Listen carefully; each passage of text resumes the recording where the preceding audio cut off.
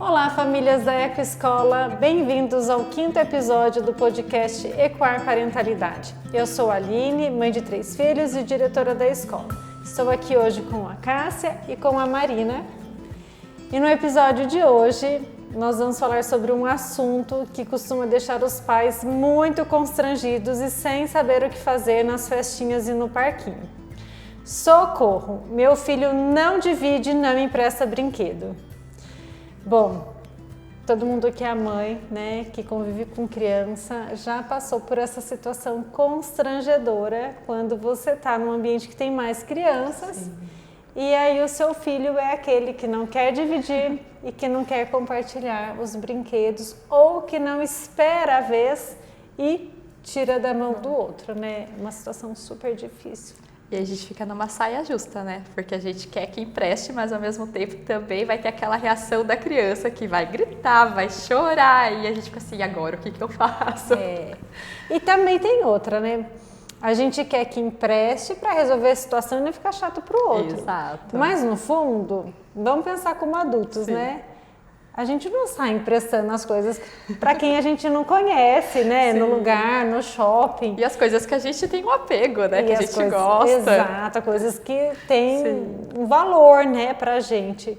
Então, o que a gente pode passar, né, da parte prática, algumas dicas para tentar ainda assim validar o que a criança está sentindo, a individualidade dela, a questão de ser importante a gente preservar em alguns momentos a vontade da criança, mas também a gente precisa ensinar sobre empatia, né? Sobre pensar no outro e tudo mais. A gente tem que pensar que quando a criança não quer emprestar, não é que ela é egoísta, que ela é mal educada. É que o emprestar, o compartilhar, ele é uma habilidade social aprendida, desenvolvida, certo? E a criança que está querendo também está desenvolvendo essa habilidade. Então, o que a gente pode estar fazendo é validar o que a criança está falando, mas o validar não quer dizer ceder e não deixar ela compartilhar. É encontrar formas de trabalhar com isso. Explicando, olha, o seu amigo também gostaria de brincar, como que a gente pode resolver isso? Às vezes a criança quer pegar um brinquedo que está com a outra criança e você fala, esse não está disponível agora, vamos esperar até que ele possa emprestar para você? E as crianças costumam responder super bem a isso, eles esperam e a gente até se surpreende. É importante falar que eles estão, né, até os 4 anos principalmente, eles estão na fase do egocentrismo. Então, para eles, tudo gira em torno ali da vontade deles. Eles não têm essa capacidade ainda de se colocar no lugar do outro e pensar, puxa, se eu não emprestar, ele vai ficar chateado. Porque a vontade deles naquele momento é o que domina. E a gente até brinca assim que o brinquedo em si é como se fosse uma extensão do corpo da criança nesse momento. Então, emprestar não é algo fácil, precisa ser ensinado, conversado. E a dica que a Cássia deu é ótima, porque a gente, né, devolve uma pergunta.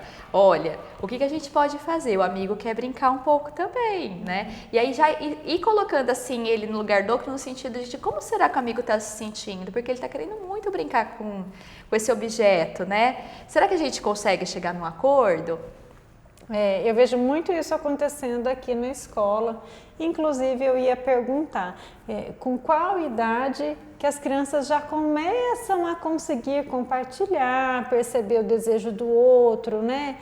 Conseguir negociar a sua vontade própria de, eu também gostaria, mas vou ceder dessa vez, vamos negociar. E eu ia perguntar para vocês se tem uma fase que é uma expectativa esperada de que eles aprendam, apesar de já saber a resposta do que eu vejo aqui. Não é, Marina? Com 2 anos, que é uma idade que isso acontece muito, é algo ainda muito difícil para eles. 1, 2 anos. O que acontece com 1 ano, eles ainda estão brincando muito individualmente. Então tá cada um no seu cantinho brincando. A partir dos 2, próximo dos 2, eles começam a brincar mais coletivamente.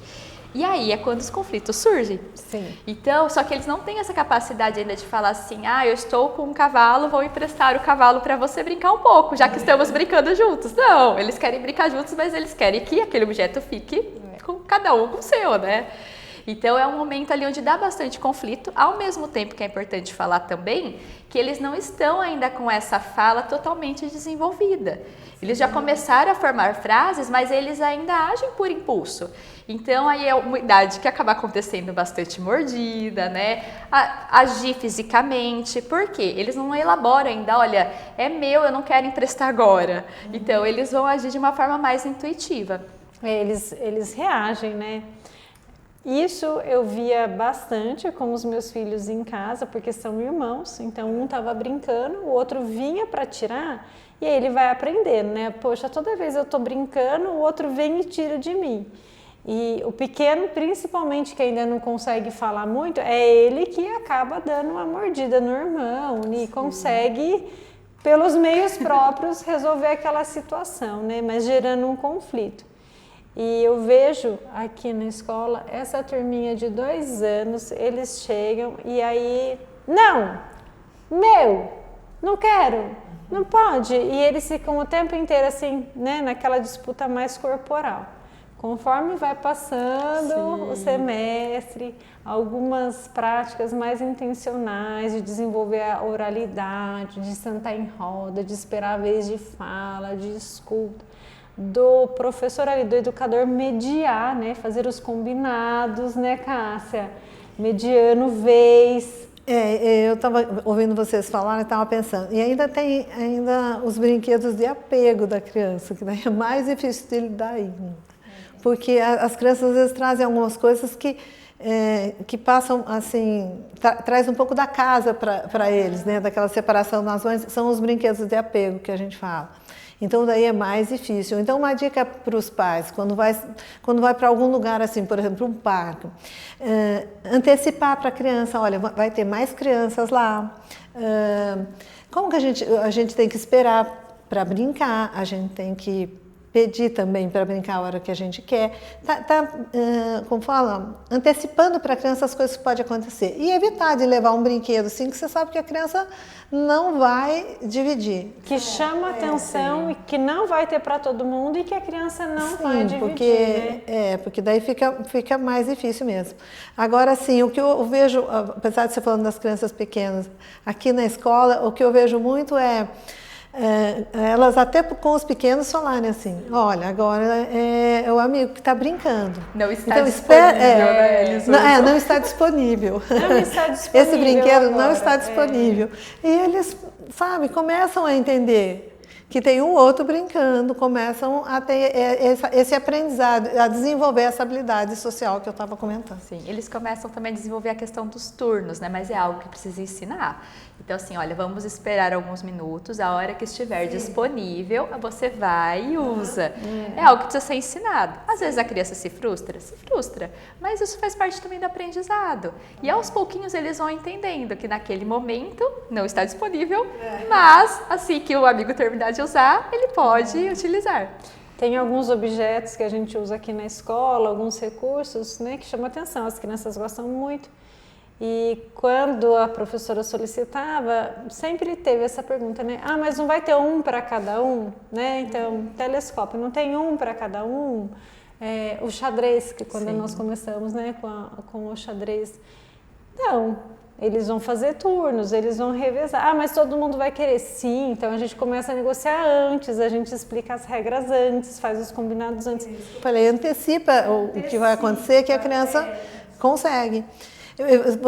Nas atividades livres aqui do colégio, a gente percebe isso, não tem um trator para cada criança. E eles esperam o outro brincar para chegar a vez ele poder brincar. Isso é muito legal. Sempre com a mediação, claro, do adulto, né? Isso é muito legal, me lembra de uma passagem lá que eu ouvi de uma professora da Dinamarca e eu uso muito isso em casa com meus filhos, né? Porque irmãos é assim. Se tiver 2, ninguém quer, mas se tiver um só, os 2 vão querer o mesmo objeto, né? Então, também é uma oportunidade, quando não está disponível, de trabalhar com a criança a questão da frustração, né? Então, ela se sentir frustrada, porque nem sempre vai estar disponível, vai ter no tempo que ela quer, do jeito que ela quer. E o que eu lembro da professora da Dinamarca falando, que a mãe dela dizia assim, as crianças mais inteligentes, elas não ficam entediadas, elas arrumam o que fazer. Então, se esse brinquedo não está disponível agora, como é que você pode pensar numa outra brincadeira ou numa outra coisa que você pode fazer? E põe o desafio para a criança, então ele arruma alguma coisa.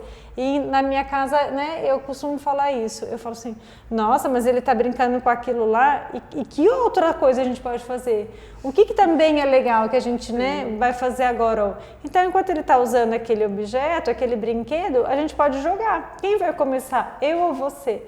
E é muito do que eles fazem aqui, né? Se o brinquedo não está disponível, eles encontram outra criança que está brincando de outra coisa e se juntam, ou eles vão procurar outra coisa para fazer. Aqui isso é muito bem trabalhada, né? Então a gente percebe que a partir dos 4 anos, respondendo aquela sua pergunta, eles já estão com isso mais desenvolvido aqui na escola. Ou eles vão brincar juntos, não está disponível, então vem cá, que entra na brincadeira juntos. Ou eles já estão aprendendo a aguardar a sua vez. Acontece em alguns momentos que a gente precisa mediar, mas diminui bem, né, com o passar do tempo daí. E aí, nesse momento que a gente vê o que a gente tanto fala aqui, autonomia, né? Exato. Autonomia, protagonismo. Então, a criança, ela consegue resolver o problema, a situação com autonomia, né? Sim.